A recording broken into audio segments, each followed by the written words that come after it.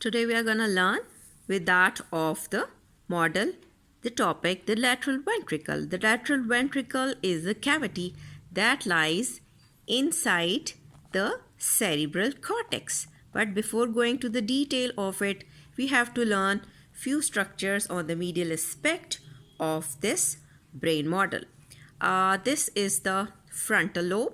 Here you observe the parietal lobe, and this area is the occipital lobe, right? And as you can see, the hemisection and the medial surface is in front of you, so you can observe there is a largest commissure white matter called as corpus callosum, right?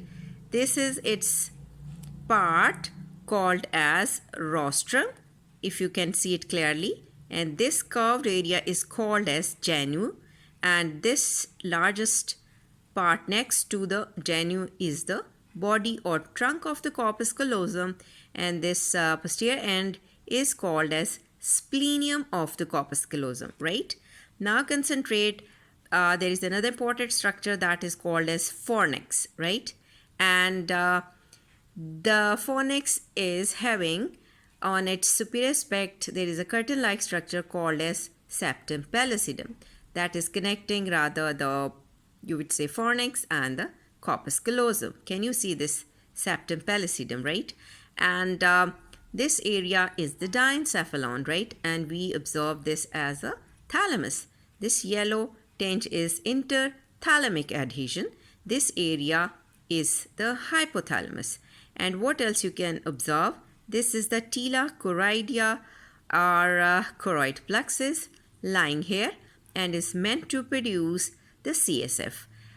This is the tila choroidea, or you would say the choroid plexus of the third ventricle, because the cavity of the diencephalon is called as third ventricle and the cavity of the cerebrum is called as lateral ventricle, which is hidden inside, and we will discuss it in detail, right? Now we will learn it one by one, right? Now for the learning purpose, you have to imagine that this is my hand showing the lateral ventricle. As we know that there are two lateral ventricles and we are discussing one of it. You can see that this is forming a C-shaped letter, and this portion is called as anterior horn, or as it lies into the frontal lobe, you can call it as frontal horn. And if this area is interventricular foramen, to communicate with that of the cavity of the diencephalon called as third ventricle, so you call it as interventricular foramen, because this lateral ventricle is gonna communicate with that of the third ventricle, right? And the area behind the interventricular foramen up to that area which is just, you would say, below the splenium of the corpus callosum, if you can. Okay, now we have to discuss this is interventricular foramen, and the area behind it is called as the central part or body of the lateral ventricle. And for the study purpose, if I place my hand above it, and this is forming the corpus callosum. So if this area is the splenium, so up to here, the area of the ventricle is called as its central part, right? Now again concentrate on this C shape, left ventricle or right, any one of it. The same features are there.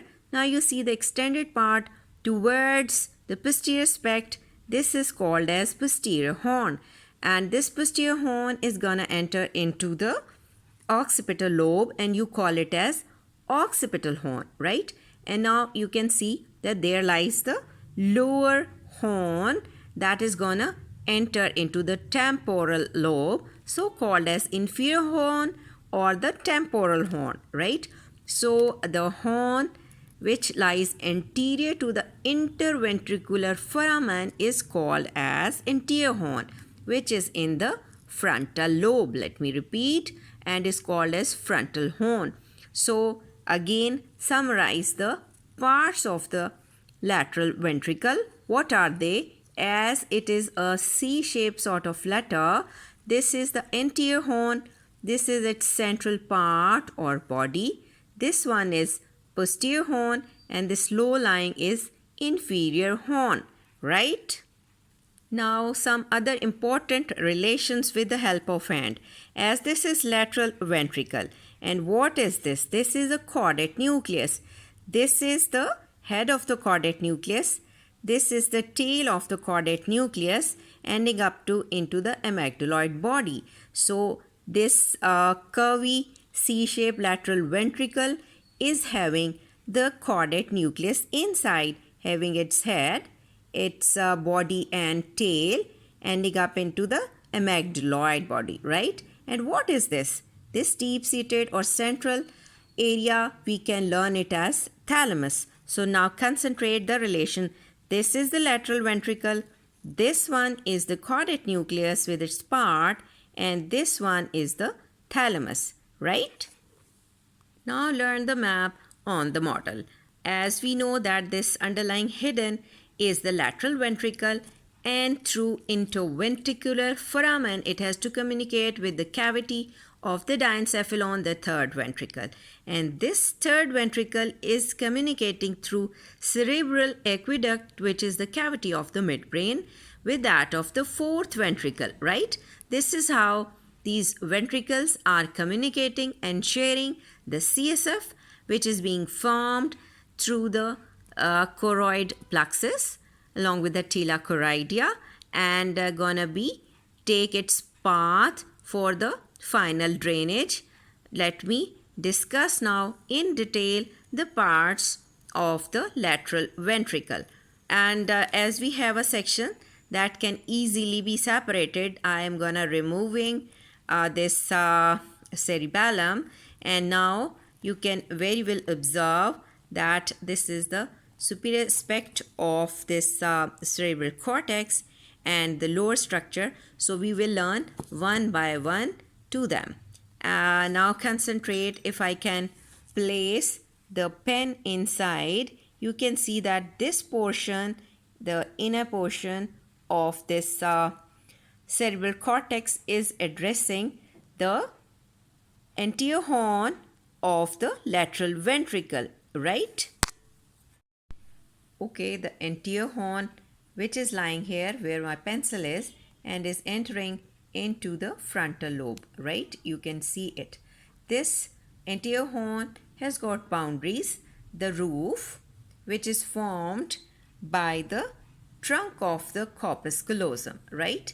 And it has got anterior wall as well, which is being formed by the, you would say, the genu. This portion is genu, and this is the rostrum of the corpus callosum, right? You can very well observe that if it is the anterior horn, and we have got the roof by the trunk of the corpus callosum, and anteriorly we have got genu and the rostrum of the corpus callosum, right?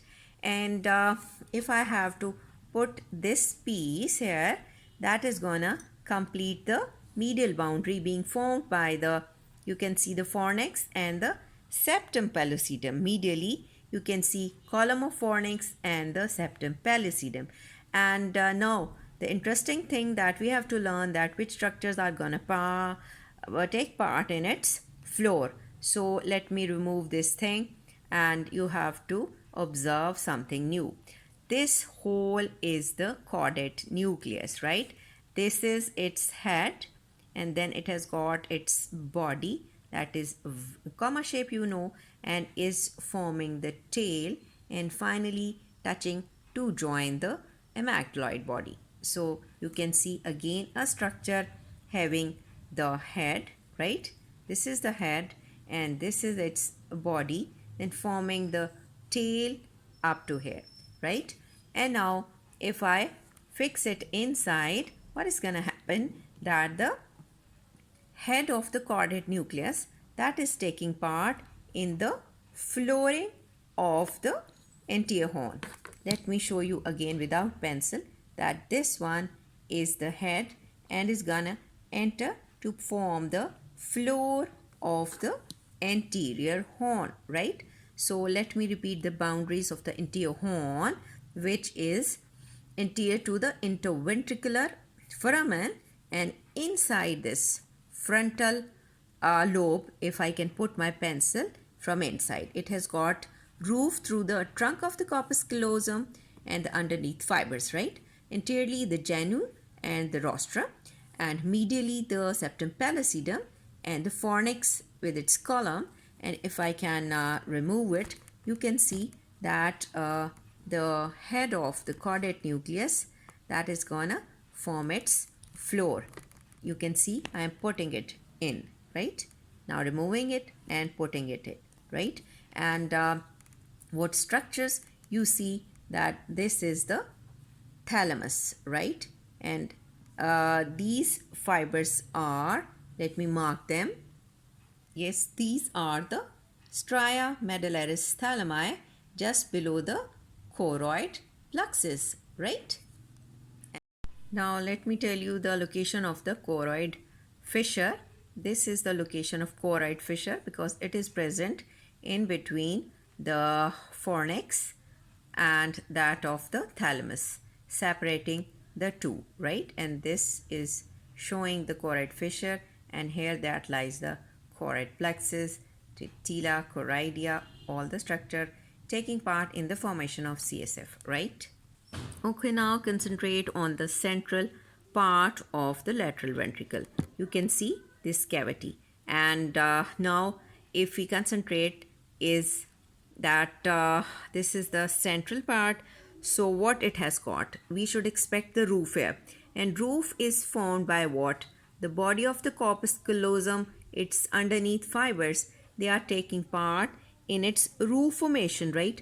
And if I complete it again by putting this caudate nucleus piece, you can see medially again the body of the fornix and the septum pellucidum, they are making the medial wall. So what comes in its floor, right? As the head of the caudate nucleus taken part in the floor of the anterior horn, right? And what happens that now this central part is having in its floor the body of the caudate nucleus, right? Having the thalamostriate blue color vein on it, and the choroid plexus of the lateral ventricle, and in between the fibers are running. You can see in between, I would say this is the caudate nucleus and this is thalamus, and on its upper part you can see the choroid, this plexus, and this is thalamostriate vein, and in between this area is showing the fibers called as stria terminalis, right? Let me repeat that the floor of this central part is formed by the body of the caudate nucleus, the thalamostriate vein, the stria terminalis, the choroid plexus is there, and this is the upper surface of the thalamus, right? Now for the posterior horn, let me show you again a thing that I'm gonna repeat a few things, that this part is the upper surface and will address only the this anterior horn and the central part of the lateral ventricle. And if I take another piece of this model, let me show you this lower portion where I have to remove this, like if you can learn it, right? So see that let me repeat few parts: the corpus callosum, its splenium and the trunk, and this is the occipital lobe, and this is the calcarine sulcus, right? And this occipital lobe, and if I am turning, this is the temporal lobe, right? And now I have to take this lower portion to demonstrate. Now I have to demonstrate you this piece of model.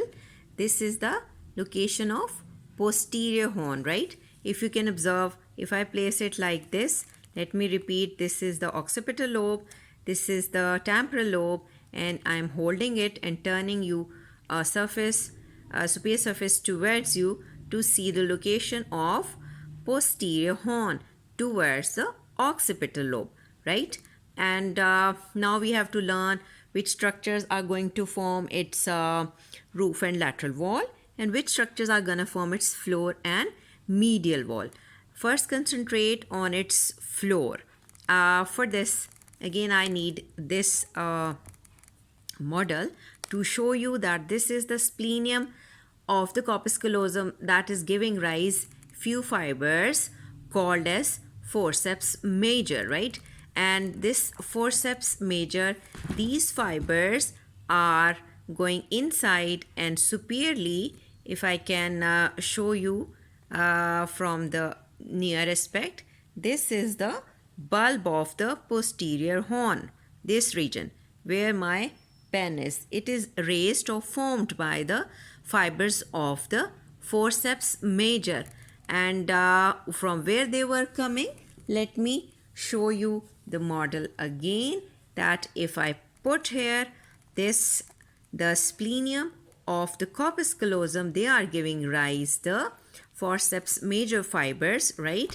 And this forceps major is raising on its floor the superior bulb called as bulb of the posterior horn.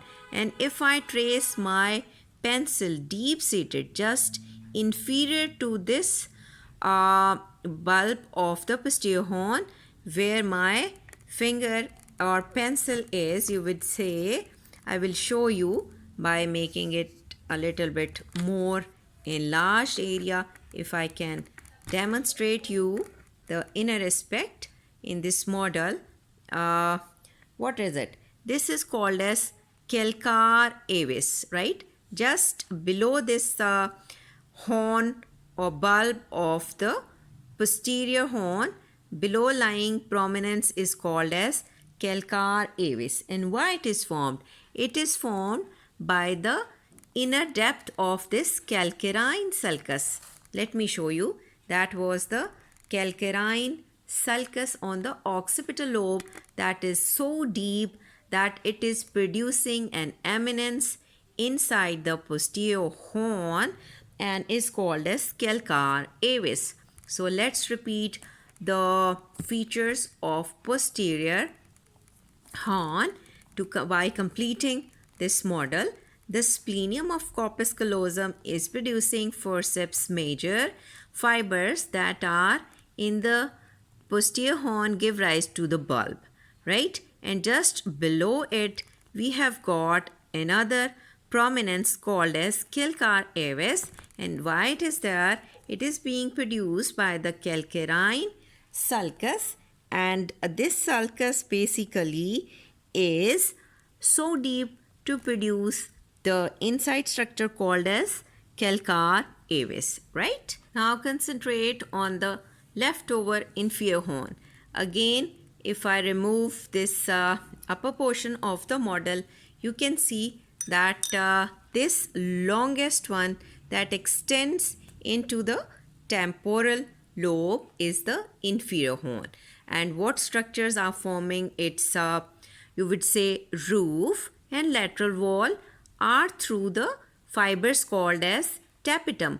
Tapetum fibers are through the this splenium and the trunk of the corpus callosum. They are giving rise to the fibers here and here, and they are like this. Let me show you, covering the inferior horn like this superiorly and laterally, right? And this is how you can see that tapetum is covering this inferior horn, which is into the temporal lobe. What other things are forming the, let me show you the thing. Okay, next things in the still roof after the tapetum are, see, again I have to demonstrate that this was the caudate nucleus, right? That was the head, that was the body, and if I turn it, and you can see that it has got the tail portion, right? And this tail portion, and along with it we have seen the stria terminalis coming downwards, right? let me show you that is the tail, and the stria terminalis is also coming down, and they are fitting herein, right? And in doing so, what they are forming the roof of it. Why roof? Because the horn is here, right? This is placed here. The thing that comes on its top is forming the roof. So the tail is, which is of this C-shaped chordate nucleus, is coming on its superior aspect, so forming the roof along with the stria terminalis that is present here, that has started from here, coming and winding round along with that of the chordate nucleus and the tapetum, right? These are the formation of the roof here. Now we have to discuss the floor of the inferior horn. Now for the floor of the inferior horn, I have to turn its on its inferior aspect to show you there is a sulcus that is called as collateral sulcus, that is so deep that it is going to produce the collateral eminence inside. Can you see that? And medial to it you can see the hippocampus, its dilated anterior and its pes hippocampus. They all are forming the floor, right? And what else that we can expect? The fimbria is there and run along with the line of choroid, you would say plexus here. So the floor is through the collateral eminence and the hippocampus, right? And this is all about the relation in the model. Thank you very much.